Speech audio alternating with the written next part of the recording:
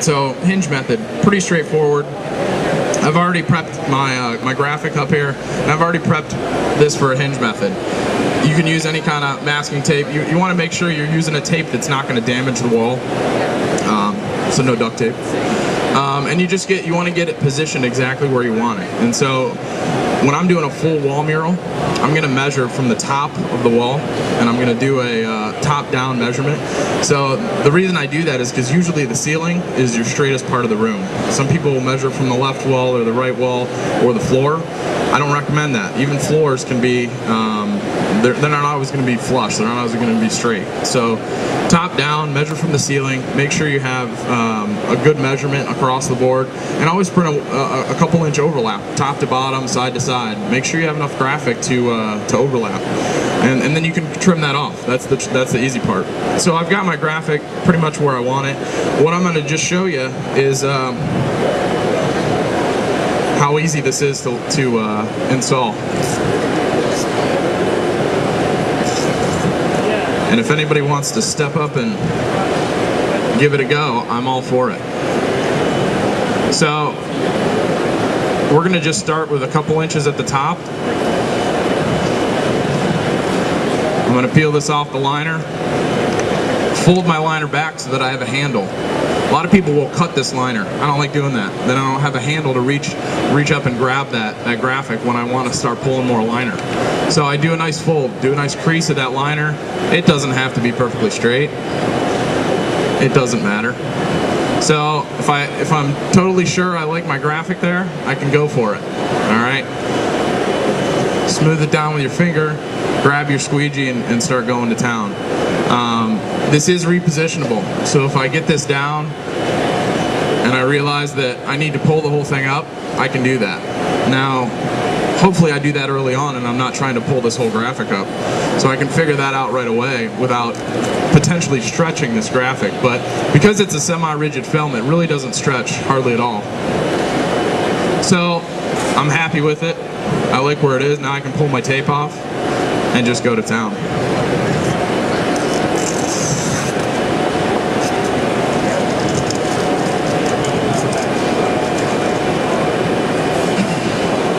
And again, rather than lifting this up and finding where I cut my liner, I can just grab it. I folded it under. It makes my life a lot easier. And I'm not going to try to do the whole thing at once.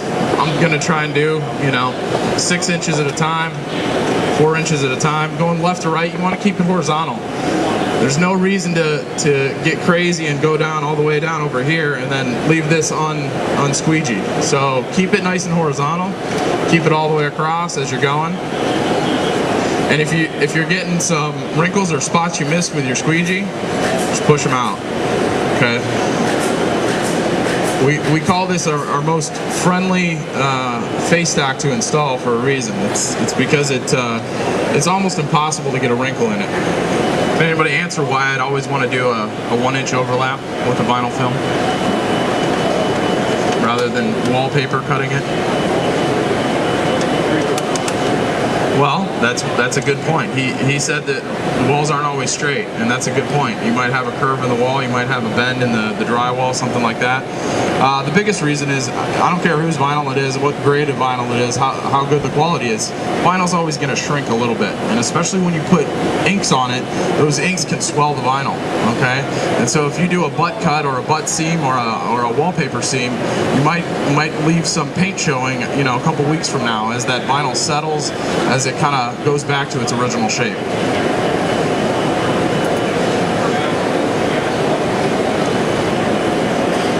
Pretty easy, right? I made that look easy. I've done this a time or two, but anybody can do that.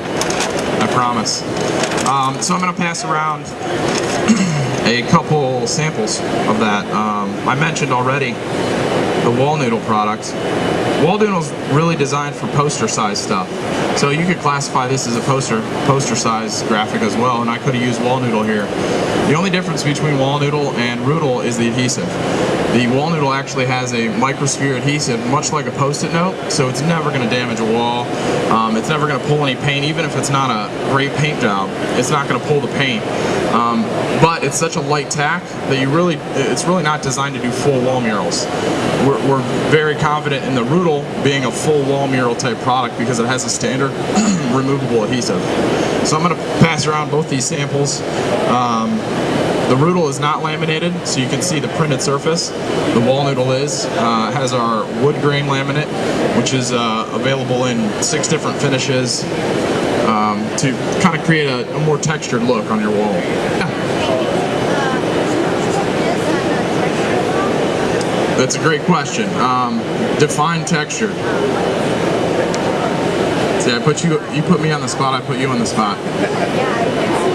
There's a huge variation in textured walls. So whether you're talking about a knockdown type of texture where they flood or they coat the whole wall in a plaster type material, and then they scrape off the the top layer, so there's texture. Generally, we'd recommend a stronger adhesive product for that. We also have this stain material with a permanent adhesive.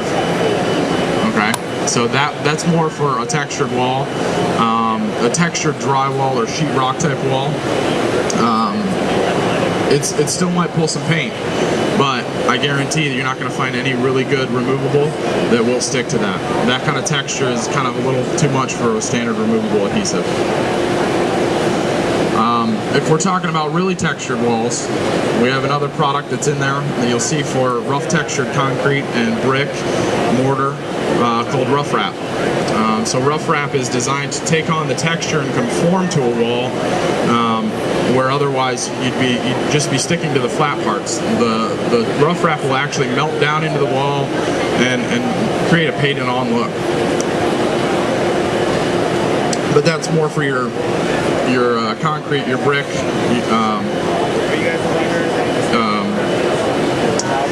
poured concrete, that sort of thing.